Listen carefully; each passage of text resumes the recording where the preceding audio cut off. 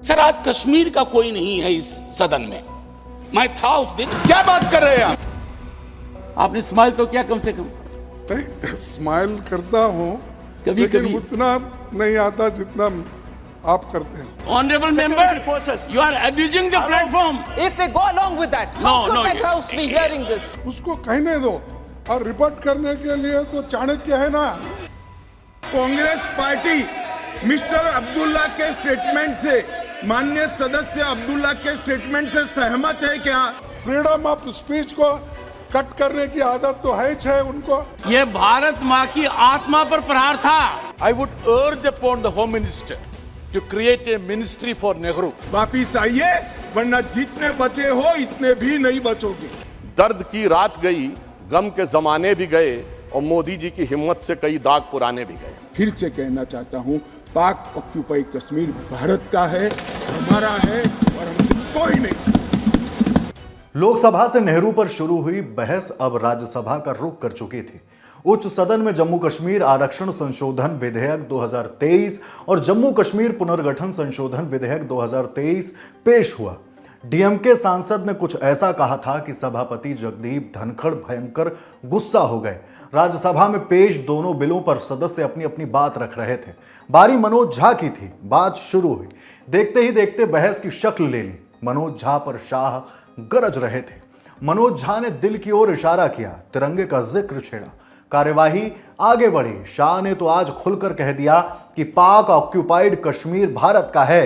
कश्मीर की बात नेहरू तक भी पहुंची और ये सारी बातें आप तक लेकर आया है आपका शो संसद में आज। मैं हूं हिमांशु। चलिए शो शुरू करते हैं।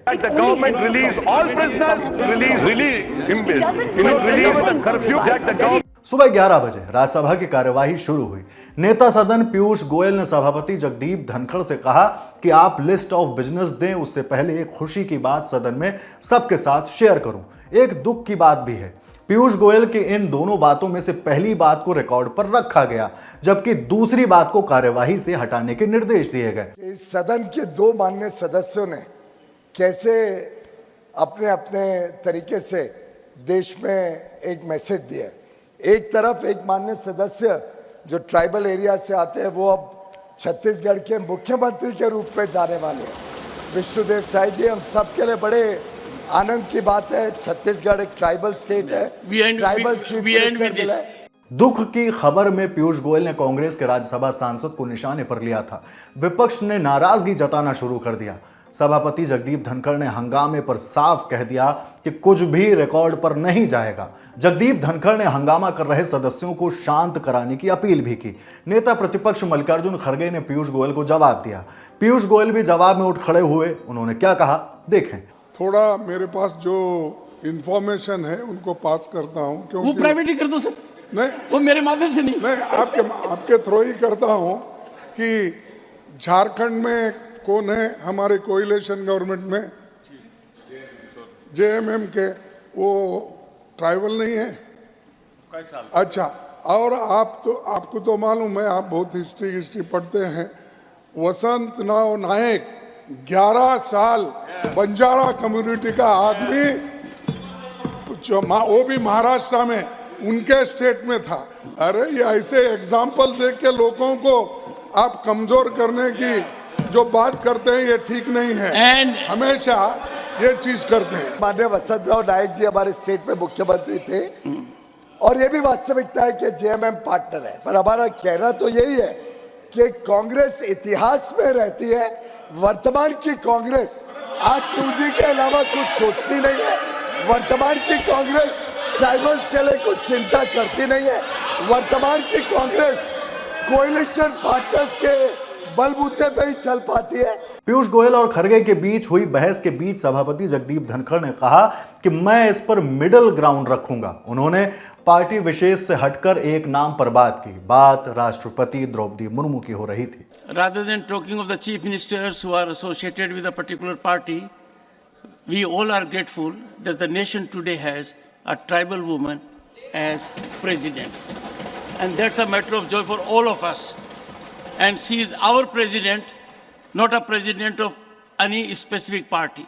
सुबह 11:05 पर सभापति ने सदस्यों को दस्तावेजों को सदन के पटल पर रखने को कहा। इसके बाद सभापति जगदीप धनखड़ ने उपसभापतियों के पैनल को पुनर्गठित करने की जानकारी दी। Shrimati Kanta Kardam, miss Roj Pandey, Shrimati Jaya Bachchan, Shrimati Priyanka Chaturvedi, doctor CM Ramesh, Shri Akhilesh Prasad Singh, Shri Tiruchi Siva, Shri Sushil Kumar Modi.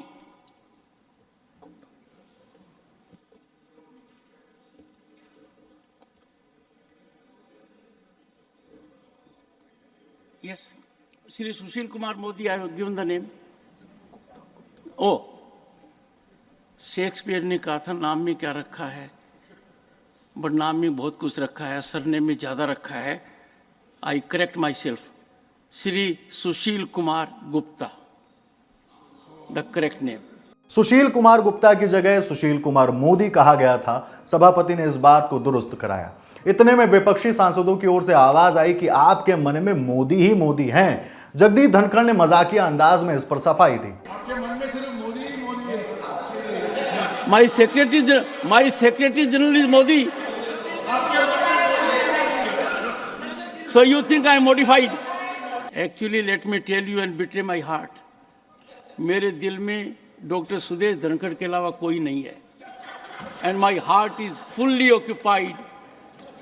And this is endorsed by the leader of the opposition. जैसा कि इन्होंने कहा, मोहब्बत हमसे, शादी उनसे। देखिए, आप तो कह रहे हैं दूसरे लहजे में, आपने सात्विक तरीके से बात कही थी।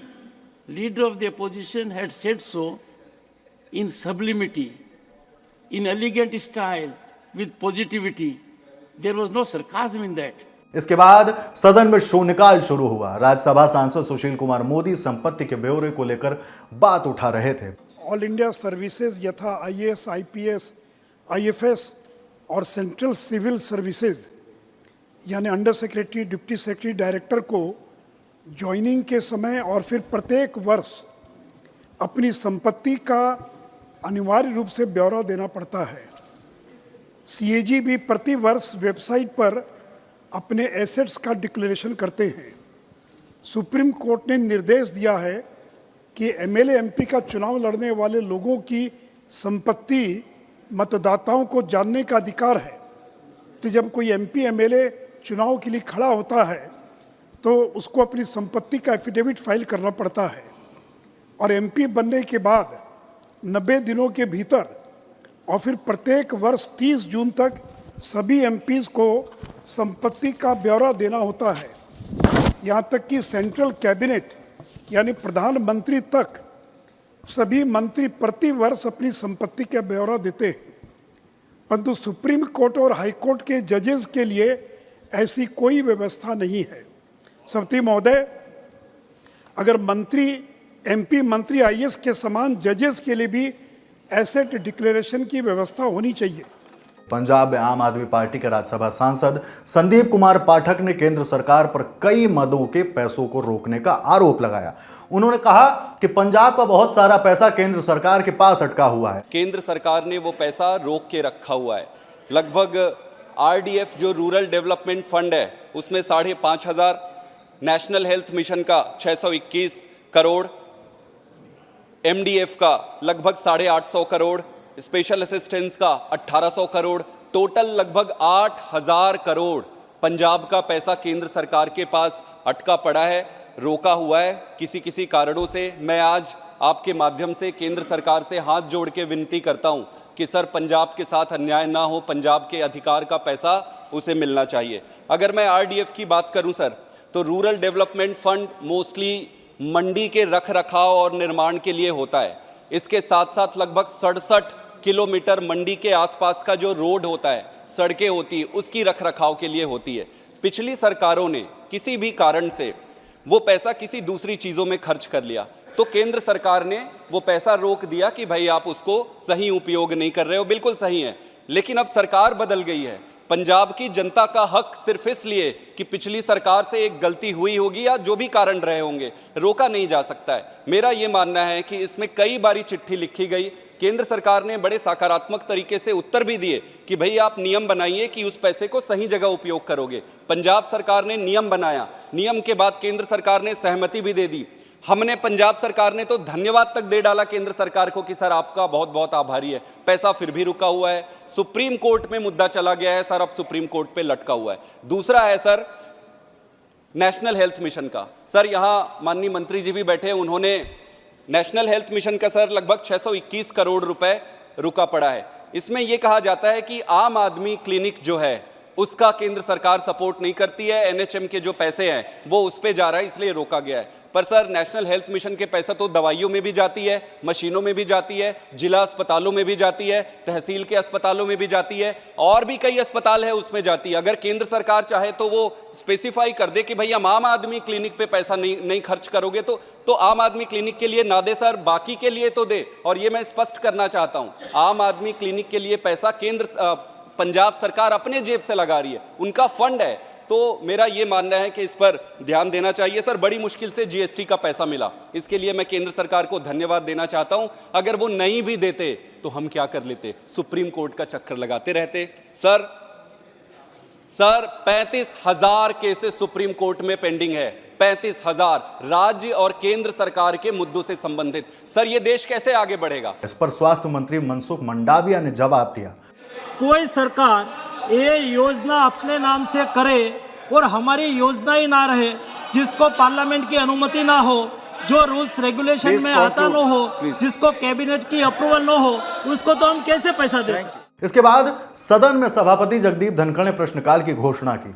पंजाब में आम आदमी पार्टी से राज्यसभा सांसद डॉक्टर अशोक कुमार मित्तल ने उज्ज्वला योजना को लेकर एक सवाल पूछा। सवाल था, सरकार प्रधानमंत्री उज्ज्वला योजना में सब्सिडी दे रही है, लेकिन हैरानी की बात है कि लाभार्थियों की ओर से रिफिल की संख्या कम हो रही है। सरकार ने जुलाई 2023 में संसद में बताया कि 12% लाभार्थियों ने एक भी रिफिल नहीं कराया।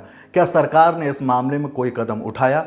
इस पर हरदीप सिंह पुरी ने जवाब दिया है। सर मैं ऑनरेबल मेंबर को बताना चाहूँगा, संज्ञान भी लिया, एक्शन भी लिया, और आज स्थिति ये है कि एवरेज जो है 3.8 सिलेंडर है। अगर कुछ लोग मान लीजिए एक सिलेंडर लेते हैं, उसके बाद कोई डिस्क्वालीफाई हो जाता है या उनको सिलेंडर की ज़रूरत नहीं है, हमें उस पर ज़्यादा चिंता करने की ज़रूरत नहीं है। हमें ज़्यादा चिंता करनी है कि लाभार्थी बढ़े। और मैंने जैसे कहा, टोटल गैस सिलेंडर्स देश में 14 करोड़ से 33 करोड़ पहुँच गए हैं। उज्ज्वला के लाभार्थी इस समय 9 करोड़ 60 लाख है, और माननीय प्रधानमंत्री जी ने यह निर्णय लिया 75 लाख और जोड़े हैं, उसमें 34 लाख ऑलरेडी जुड़ गए हैं। और दूसरी चीज मैं बताऊं, हमने कई और कदम उठाए। आप 14.2 किलोग्राम के सिलेंडर की जगह 5 किलोग्राम का ले लो। हमने बाकी प्रोसेस बढ़ा दिया है, और इस समय 100.85 करोड़ रिफिल्स पिछले 3 साल में लिया, 100 करोड़ रिफिल्स लिए गए हैं। तो ये कहना कि कहीं रिपोर्ट आई थी उसमें ये एक समय आया होगा, किसी ने किया होगा, पर आज की स्थिति क्या है? आज की स्थिति ये है कि हम 100.85 crore refills have already been taken, and this process is on the increase. मुझे लगता है ये जो 75 लाख भी लिया है, इसकी भी सैचुरेशन जल्दी हो जाएगी। 34 लाख तो हो गए। त्रिपुरा से बीजेपी के राज्यसभा सांसद बिप्लब कुमार देव ने हरदीप सिंह पुरी से एक सवाल पूछा था। सवाल का जवाब पाकिस्तान तक पहुंचा। देखें। मैं एक उदाहरण देना चाहूंगा सर, आपकी अनुमति से। इंडिया में गैस का सिलेंडर जो 14.2 किलोग्राम का है 603 रुपये है। पाकिस्तान में 1059 रुपीज 46 पैसे, श्रीलंका में 1032 रुपीज एंड 35 पैसे, एंड नेपाल में 1198 रुपीज 56 पैसे। केरल से सीपीआईएम के राज्यसभा सांसद डॉक्टर जॉन ब्रिटास ने एक सवाल पूछा। उन्होंने नितिन गडकरी को कोट करते हुए कहा, ऐसा बताया गया कि 60% एथेनॉल को ब्लेंड कर दिया जाए तो पेट्रोल के दाम नीचे आ जाएंगे। इस सवाल पर हरदीप सिंह ने जवाब दिया। बात जेएनयू तक पहुंच गई। Sir, I am indeed very grateful to the honourable member who asked this question, because it helps me clarify what the reality is. Sir, we have probably about 88,000 petrol retail stations in the world, in India. Out of these, I think the bulk of them are run by OMCs. There are about 8,000 in the private sector, 20,000 in the private sector. Sir, what we did insofar as the private sector is concerned, we imposed a windfall tax. We imposed export cesses and we enforced the Universal Service Obligation Fund that 30% of what they were producing had to be supplied to the domestic market. I don't think, sir, in the history of India, this has ever happened. And, sir, let me clarify. One of the private refiners is in the SEZ, and we had a situation where the export volume, when he talks about windfall profits, we imposed a windfall tax, which the finance ministry reviews, I think, on a fortnightly basis. Secondly, the export volumes before this period and after the period and during the period have remained constant. We ensured the trilemma that there was availability, there was affordability and sustainability. So there is no question of our not having done that. Sir, I have repeatedly clarified this to the honourable member who's perhaps seeking a PhD, John Brittas, the honourable member, maybe in JNU, I don't know. I'd be happy to provide inputs for that study, but I can tell you I am grateful to you, sir, that you have given me the clearance today to put this into entire correspondence in the public domain.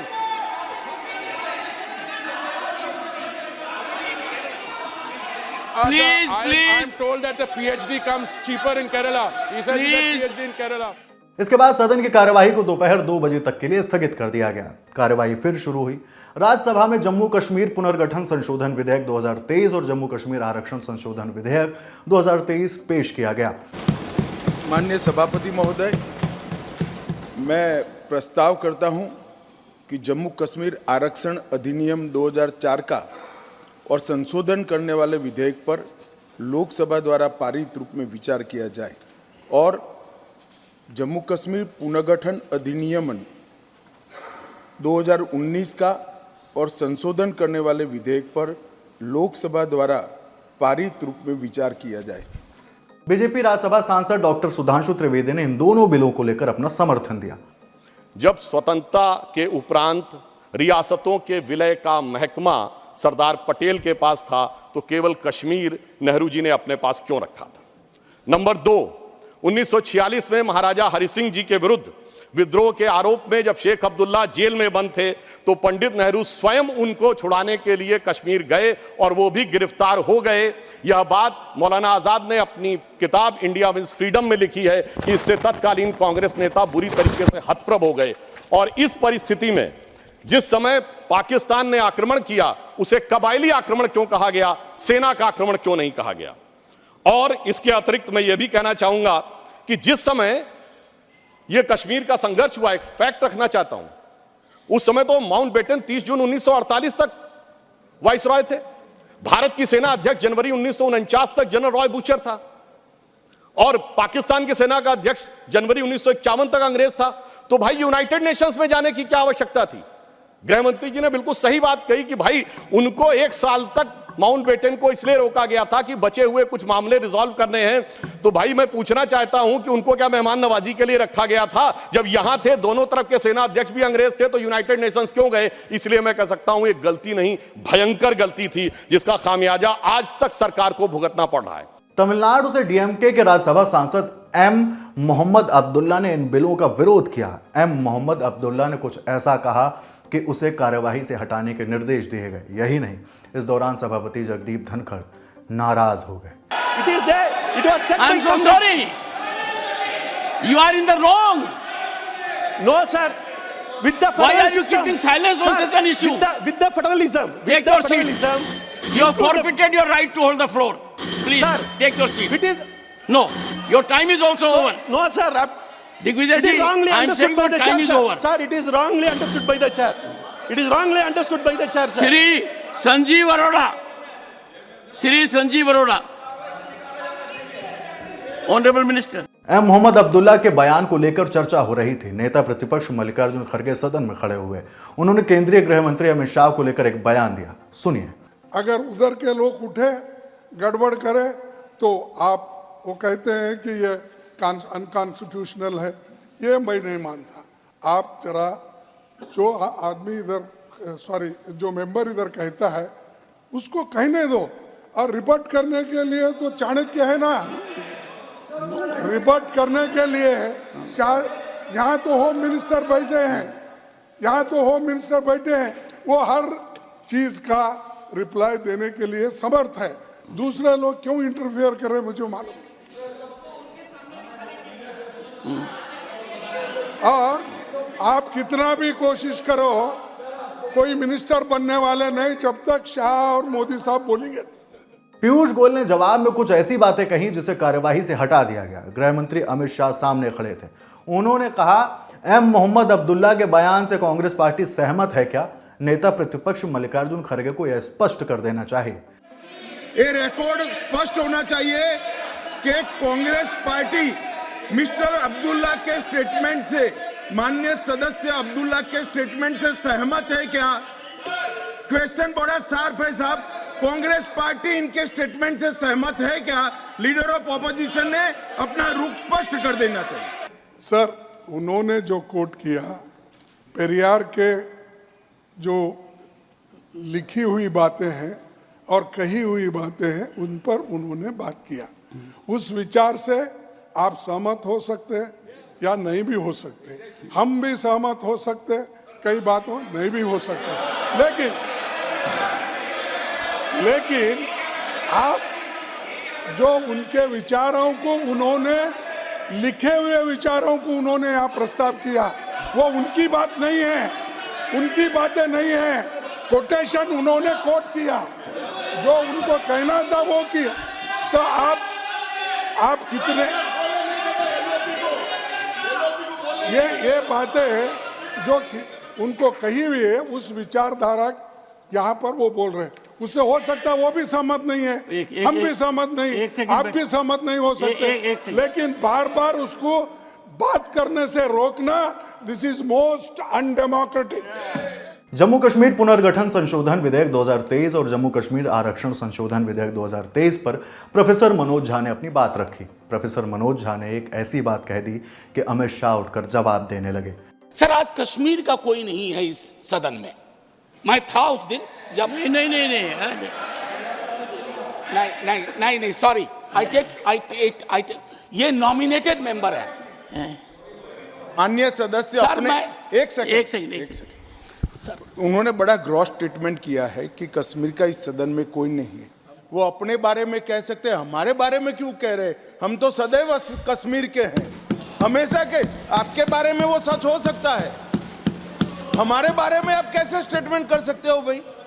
आप कह दो मैं कश्मीर का नहीं हूं, कश्मीर के लिए नहीं हूं, मगर मैं इस देश का कश्मीर से लेकर कन्याकुमारी और द्वारका से लेकर नॉर्थ ईस्ट तक हर व्यक्ति का कश्मीर है और हर कश्मीरी का देश है। क्या बात कर रहे हैं आप? शाह की इस नाराजगी के बाद प्रोफेसर मनोज झा ने सफाई दी। उन्होंने कहा, दिल में तिरंगा किसी से छोटा नहीं है। मैं ये कह रहा था कि जैसे मैं बिहार से चुन के आता हूं, उस संदर्भ में मैंने ये बात कही थी, देश तो सबका है सर, तिरंगा यहां कहीं किसी से छोटा नहीं है सर। मैं सिर्फ इतना कहना चाहता था। माननीय सभापति महोदय, इसमें बहुत अच्छी चीजें, जैसा मैंने शुरू में ही कहा कि विरोध के लिए विरोध करूं ये उचित नहीं है। माननीय सभापति महोदय, महत्वपूर्ण है कि जब हम ये कहते हैं कि ये नॉमिनेशन होंगे, पहले तो मैं तारीफ करूं कि अंडर प्रिविलेज्ड के बदले एक शब्द जो कि कॉन्स्टिट्यूशनली वैलिड टर्म है, अदर बैकवर्ड क्लासेस, आपने उसका इस्तेमाल किया, तारीफ के काबिल। ये जो नॉमिनेट करने का अधिकार एलजी साहब को है आज की डेट में, कल राज्य बन जाएगा तो गवर्नर साहब होंगे, क्या ये स्टेट असेंबली को डेलीगेट नहीं होना चाहिए? और अगर करना चाहें तो on the aid and advice of, ये व्यवस्था मैं समझता हूं कि होनी चाहिए थी। तारतम्य थोड़ा टूटा है, लेकिन फिर भी मैं अपनी बात कहूं। आरक्षण को लेकर के भी हम पीस मील में करते हैं। हर सत्र में मैं देखता हूं कुछ बिल आते हैं। एक समेकित योजना पूरे देश के संदर्भ में हमें इसके लिए बनाने की आवश्यकता है, वो बहुत बेहतर होगा। आज 370 पे फैसला आया और सदन की जिम्मेदारी आज बढ़ गई है। उस फैसले के बाद सरकार की जिम्मेदारी बढ़ गई है। मैं मानता हूं इतिहास, आपने यहां एक फैसला लिया था, तब संसद वहां थी सर, ये लगभग घिस चुका था, हम भी जानते हैं, लेकिन एक मनोवैज्ञानिक पहलू था। मैं आग्रह करूंगा सरकार से कि उस साइकोलॉजिकल हीलिंग की भी कोशिश होनी चाहिए, और ये हीलिंग हो सकती है सर। मैंने कहा ना कि हिंदुस्तान का मिजाज महासागर वाला है, इसको बस तालाब ना बनाया जाए। महासागर अपने अंदर सब समाहित कर लेगा। बीजेपी से राज्यसभा सांसद राकेश सिन्हा ने इस बिल का समर्थन किया। जिस प्रकार से इस देश की एकता और अखंडता के लिए लोग चिंतित रहते थे और उस चिंता का खोखलापन क्या था, मैं इस इंस्टांस से समाप्त करता हूं। जिस डॉक्टर श्यामा प्रसाद मुखर्जी जी ने बलिदान दिया, डिटेंशन में उनकी रहस्यमय मृत्यु हुई जो कि एक हत्या थी, उनकी मां जोगमाया देवी जी ने जब नेहरू जी से कहा, मैं आपके पत्र से संतुष्ट नहीं हूं, मैं आपके पत्र के द्वारा आपकी संवेदना नहीं चाहती हूं, मुझे सिर्फ यह चाहिए, न्याय चाहिए। मेरा पुत्र शहीद हुआ है, ही इज ए मार्टर। उन्होंने शहादत के लिए एक न्याय मांगा और नेहरू जी ने किसी भी प्रकार के जांच से इनकार कर दिया। जम्मू कश्मीर पर आए दोनों बिलों का शिवसेना उद्धव गुट की राज्यसभा सांसद प्रियंका चतुर्वेदी ने भी समर्थन किया, लेकिन उनके कुछ सवाल थे। सवाल क्या थे, देखना चाहिए। जब 370 हट रही थी और शिवसेना ने पूरी तरीके से उस पर समर्थन दिया था और आज सुप्रीम कोर्ट के फैसले को हमने होल हार्टेडली वेलकम किया है और इस बिल का भी हम समर्थन करेंगे। उन्होंने एक बात कही थी कि सदन के सामने जो बिल लेकर मैं उपस्थित हुआ हूं, इसमें पीओके और अक्साई चिन्ह का उल्लेख है और 1-1 इंच ज़मीन का उल्लेख है, पर उनकी लोकसभा की स्पीच में या इस बिल में कहीं भी हमें पीओके का तो दिख रहा है, अक्साई चिन्ह के ऊपर ना उन्होंने अपने पक्ष रखा है, ना उसके बारे में कोई विचार रखा है। कांग्रेस के राज्यसभा सांसद दिग्विजय सिंह ने इन बिलों के बीच कुछ पूछ लिया। पीडीपी की नेता महबूबा मुफ्ती को हाउस अरेस्ट करने के पीछे क्या कारण है, शाह इस पर क्या बोले, सुने। ये खड़ा हुआ हूं, सुबह एलजी ने साहब ने स्पष्टता कर ली है, वो जहां जाना चाहे हम सिक्योरिटी भी देंगे, जा सकती है। अब जबरदस्ती कोई बाहर नहीं ले जा सकता, कोई हाउस अरेस्ट नहीं हुआ है, मैं रिकॉर्ड पर कहना चाहता हूं। डॉक्टर जॉन ब्रिटास ने अब यह कहते हुए बात शुरू की कि अगर जवाहरलाल नेहरू ना होते तो इनका क्या होता। Since Honorable Home Minister has confided and accepted my proposition, I would urge upon the Home Minister to create a ministry for Nehru. Exclusive ministry. Please do it today. नहीं, आज बना दीजिए नेहरू का बारे में ministry. If tomorrow, if somebody is going to blame Honorable Prime Minister for a decision on, say, Jammu and Kashmir, after 40 years, can you absolve the Home Minister, Mr. Amit Shah ji? Who was the Home Minister at that time? Sardar Patel. Who was the Home Minister? So can you segregate? Sir, just a light factual. Yes. I want to put this before John Britas, sir. I don't understand this beautiful irony.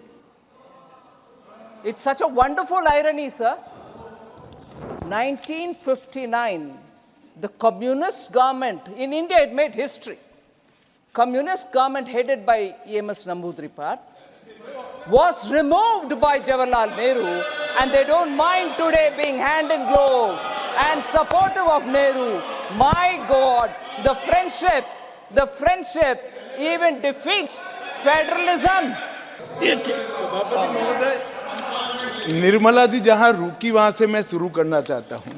मैं वित्त मंत्री महोदय को बताना चाहता हूं, वो जो जवाहरलाल जी ने पहली सरकार गिरा दी, इसीलिए आज कांग्रेस की कुसेवा आज वो कर रहे हैं, आ खड़ा होकर, इसीलिए नेहरू का चैप्टर खोल रहे हैं। उनको मालूम नहीं है चैप्टर खोलने से अच्छा कुछ नहीं निकलेगा। बिहार से बीजेपी के राज्यसभा सांसद सुशील कुमार मोदी ने शाह के बयानों के समर्थन में कुछ तर्क रखे। उन्होंने क्या कहा, देखें। जब से देश के गृह मंत्री श्री अमित शाह जी ने लोकसभा में पंडित नेहरू के ब्लंडर, हिमालयन ब्लंडर का जिक्र किया है, तब से नेहरू पर चर्चा होने लगी है।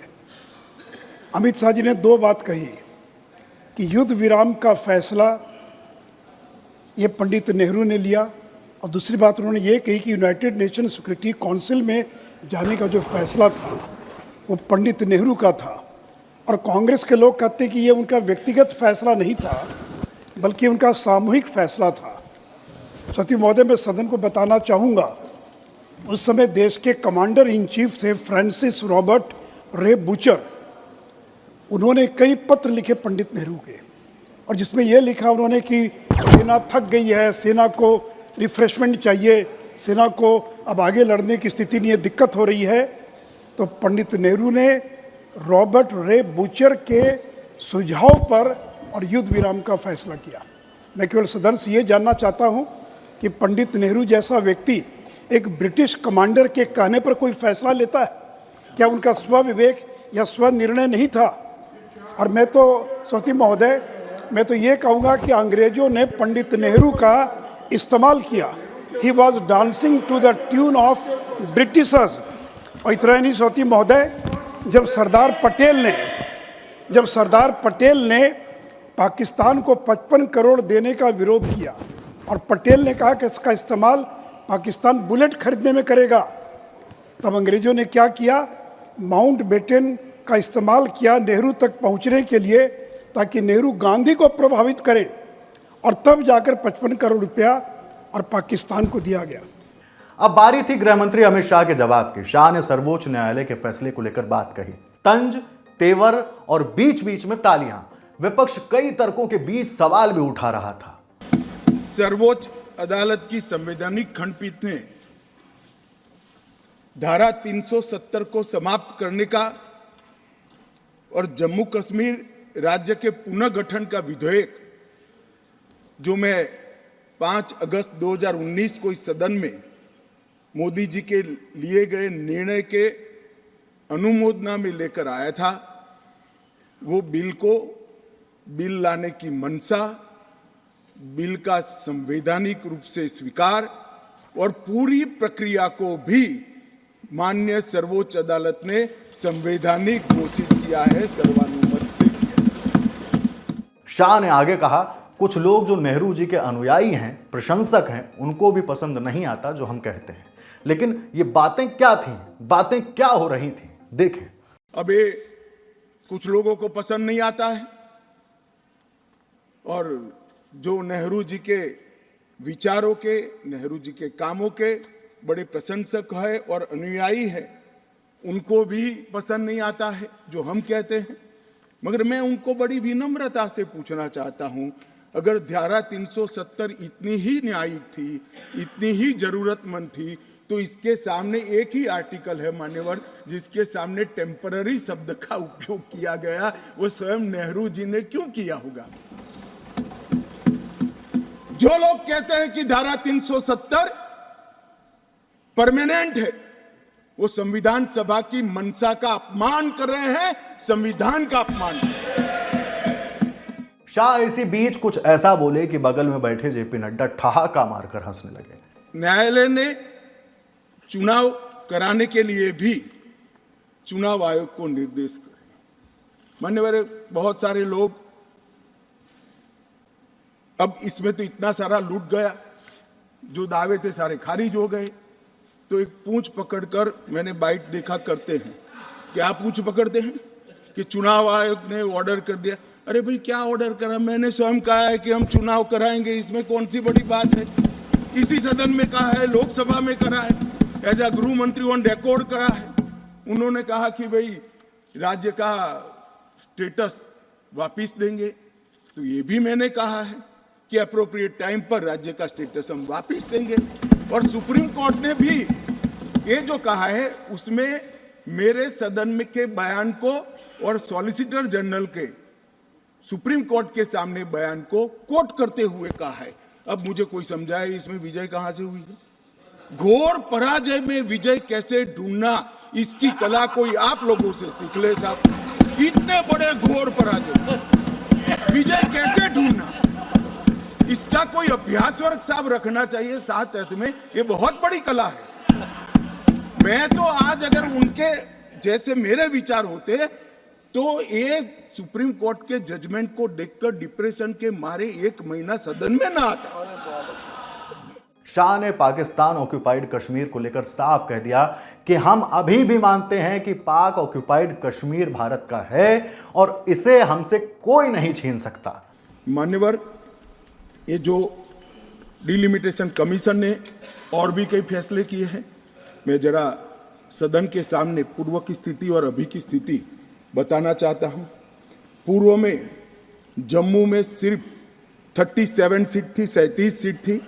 अब नए डिलिमिटेशन कमीशन ने 37 से बढ़ाकर 43 सीट जम्मू क्षेत्र में बनाने का काम मान्यवर कश्मीर में 46 सीट थी, 46 सीटें थी, अब 46 की जगह 47 सीटें 47 सीटें बनाने का काम। इस तरह से जम्मू और कश्मीर दोनों को मिलाकर 83 सीटें थी, लद्दाख की सीटें निकाल दी है क्योंकि वहां यूटी बन चुकी, 83 सीटें थी, उसकी जगह 90 सीटें अब डिलिमिटेशन कमीशन ने करी है, जिसको भारत सरकार ने माना। और पाक ऑक्यूपाई कश्मीर की 24 सीटों को आरक्षित रखा गया है क्योंकि हम अभी भी मानते हैं, कोई जिसको जो बोलना है वो बोले, इस सदन में बोला हुआ शब्द इतिहास बनता है। मैं आज फिर से कहना चाहता हूं, पाक ऑक्यूपाई कश्मीर भारत का है, हमारा है और हमसे कोई नहीं चाहता। बात नेहरू तक जा पहुंची, बात नजरिए की। शाह ने कहा कि देश की 1 इंच की भी बात है तो हमारा नजरिया तंग रहेगा। एक बहुत बड़ी चर्चा चली कि जवाहरलाल नेहरू जी का कश्मीर के लिए कंडक्ट और इस पर हमारा नजरिया थोड़ा तंग है। जहां तक तंग नजरिए का सवाल है साहब, देश की 1 भी इंच जमीन का सवाल है, हमारा नजरिया तंग रहेगा, हम दिल बड़ा नहीं कर सकते। किसी को अधिकार नहीं है अपने बड़े हृदय को दिखाने के लिए देश का एक भूभाग देश से चला जाए और मूक दर्शक बनकर खड़े रह जाए, किसी को अधिकार नहीं। मैं आज फिर से कहता हूं, ये आरोप से मैं सहमत हूं, हमारा नजरिया तंग है। देश की 1 इंच जमीन भी जाती है तो इसके लिए भारतीय जनता पार्टी का हर कार्यकर्ता मतलब सर्वोच्चता से संघर्ष करेगा, लड़ाई करेगा और लड़ेगा। हमें कोई इसमें शर्म की बात। गृह मंत्री अमित शाह अब विपक्षी दलों के सदस्यों के बयानों पर पलटवार कर रहे थे। बोले, अभी कहा गया कि नेहरू जी की वजह से कश्मीर यहां है। अभी कहा गया नेहरू के कारण कश्मीर यहां है, नेहरू जी के न होते तो शायद ये बिल ही नहीं आता और कश्मीर होता ही नहीं। इस तरह से कहा। मैं आज कहना चाहता हूं कि जो आजादी के बाद भारत की रचना को जानते हैं उनको मालूम होगा हैदराबाद में इससे भी बड़ा प्रॉब्लम हुआ था। क्या जवाहरलाल जी गए थे क्या?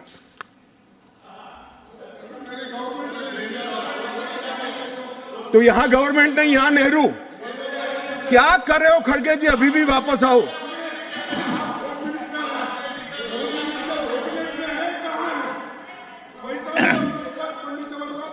एक मिनट रिकॉर्ड पर है कश्मीर में दिग्विजय जी ने सरदार पटेल का नाम नहीं लिया। एक नाम दिया शेख अब्दुल्ला का, दूसरा नाम दिया जवाहरलाल नेहरू का। तो वो होम मिनिस्टर थे, क्यों नहीं दिया भाई? अब सुनिए दिग्विजय जी, अब सुनिए, सुनना पड़ेगा, ऐसे नहीं चलेगा। हमने सुना है, धैर्य से सुना है।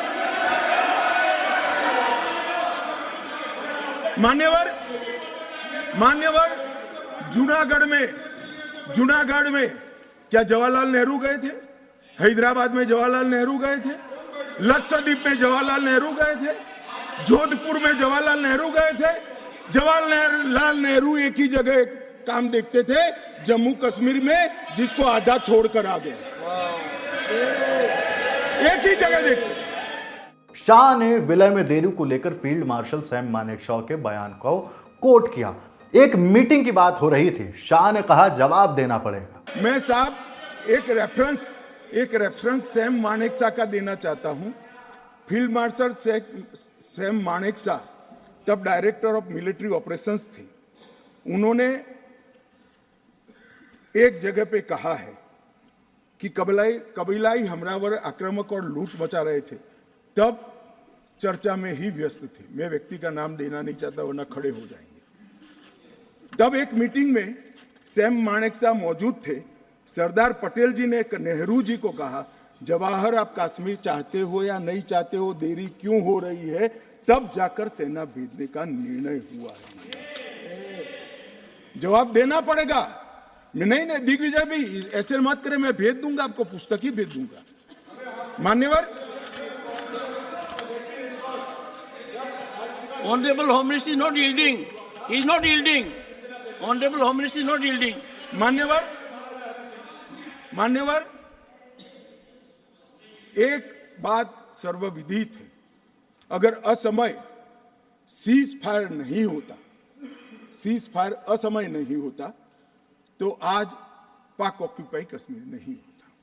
अब पत्रों का जिक्र कर रहे हैं, किसी अंग्रेज सेनापति ने देखा, मैं जरूर देखूंगा इसको, अगर लिखा है तो देखना चाहिए, परंतु अफसर कुछ भी कहे, देश का प्रधानमंत्री का देश की जमीन के लिए संवेदनशीलता होना चाहिए या नहीं होना चाहिए? मान्यवर, इतना छोटा सवाल है।